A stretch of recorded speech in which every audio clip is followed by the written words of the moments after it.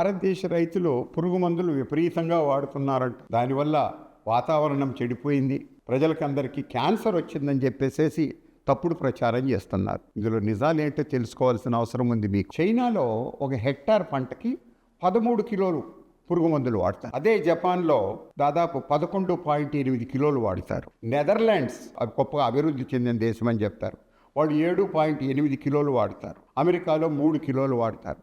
భారతదేశంలో ఎంత వాడతారు తెలుసా? కేవలం 500 గ్రాములు మాత్రమే. అంటే మన రైతులకు పురుగు మందులు వాడటంలే.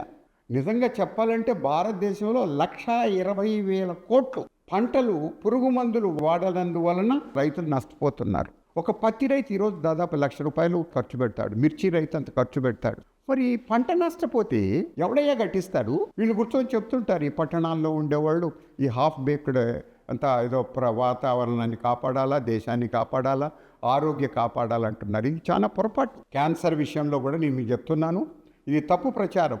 పురుగు మందులు వాడిన దానివల్ల క్యాన్సర్ వస్తుందనట. మీరు చూడండి, మీరు గూగుల్ చెక్ చేసి చూడండి. ప్రపంచంలో అతి ఎక్కువ క్యాన్సర్ ఉండేది యూరోపియన్ కంట్రీస్లో, జపాన్లో, అమెరికాలో, నాట్ ఇండియాలో కాదు. ఇది తప్పుడు ప్రచారం చాలా ఎక్కువ అయిపోయింది ఈ దేశంలో. ఎందుకంటే రైతులు నిజంగా వ్యవసాయం చేసే రైతులు వాళ్ళ సమస్యలు చెప్పలేరు, అందువల్ల ఈ తప్పుడు ప్రచారం. నా పేరు చెంగల్ రెడ్డి, అఖిల భారత రైతు సంఘాల సమాఖ్య ప్రధాన సలహాదారుణ్ణి.